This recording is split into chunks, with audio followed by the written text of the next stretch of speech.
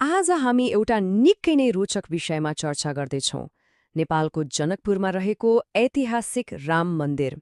तर आज हामी यसलाई केवल एउटा मन्दिरको रूपमा मात्र हेर्ने छैनौँ, हामी एउटा इतिहासकारको आँखाबाट यसको गहिराईमा पुग्नेछौँ।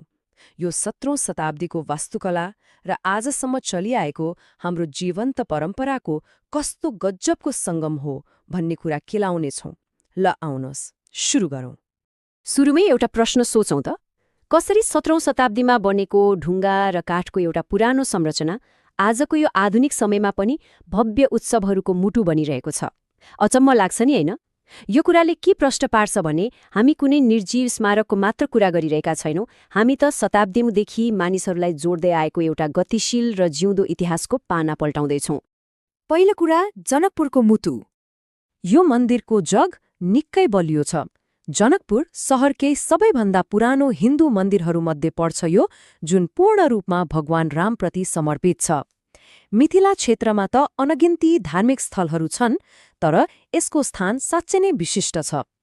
यसले के देखाउँछ भने यो पूरै क्षेत्रको धार्मिक र सांस्कृतिक जग बसाल्नमा यस मन्दिरको भूमिका कति महत्त्वपूर्ण छ, एकदमै केन्द्रबिन्दु जस्तै। अब एक इतिहासकारको दृष्टिकोणबाट हेरौँ। मन्दिरको भौतिक संरचनाको कुरा गर्दा दुईवटा मुख्य समयरेखा अगाडि आउँछन्। 17औं शताब्दीमा यसको सुरुवाती निर्माण चतुर्भुज गिरीले गर्नुभएको थियो। त्यसको धेरै समयपछि सन् 1782मा प्रसिद्ध गोर्खाली सेनापति अमरसिंह थापाले यसलाई पुनर्निर्माण गर्नुभयो। यी दुई फरक कालखण्ड र दुई फरक ऐतिहासिक व्यक्तित्वहरूले यो मन्दिरको इतिहासलाई अझ धेरै वजनदार बनाएका छन्। अनि यहाँ अर्को गजबको कुरा भनेको यसको वास्तुकला हो। यसको निर्माणमा परम्परागत नेपाली प्यागोडा शैलीको प्रयोग गरिएको छ। हामीलाई थाहै छ, कुनै पनि ऐतिहासिक भवनको डिजाइनले त्यस समयको शिल्प र संस्कृति बोल्छ। यही प्यागोडा शैलीले गर्दा राम मन्दिर एउटा धार्मिक स्थल मात्र नभएर नेपालको आफ्नै मौलिक र क्षेत्रीय इतिहाससँग एकदमै बलियोसँग जोडिएको छ। तेस्रो महत्त्वपूर्ण कुरा, पवित्र धनुष सागर ताल। यो समग्र परिसरको भूगोल आफैमा निकै रोचक छ। नेपालको मिथिला क्षेत्रमा अवस्थित यो मन्दिर प्रसिद्ध जानकी मन्दिरको नजिकै छ।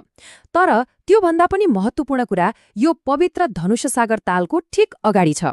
यति मात्र कहाँ हो र, यही राम मन्दिर परिसरभित्रै राजदेवी मन्दिर भनेर चिनिने एउटा महत्त्वपूर्ण शक्तिपीठ पनि छ। यसले राम मन्दिर कसरी अरू महत्त्वपूर्ण धार्मिक स्थलहरूलाई जोड्ने एउटा प्रमुख केन्द्र बनेको छ भन्ने स्पष्ट पार्छ। यहाँनिर नियोजित स्थान भन्ने कुरामा अलिकति ध्यान दिउँ है। यो मन्दिर तालको पश्चिमी किनारमा पवित्र धनुषसागर ताललाई सिधै हेर्ने गरी ठ्याक्कै मिलाएर बनाइएको छ। यो त्यसै जग्गा खाली भएर जथा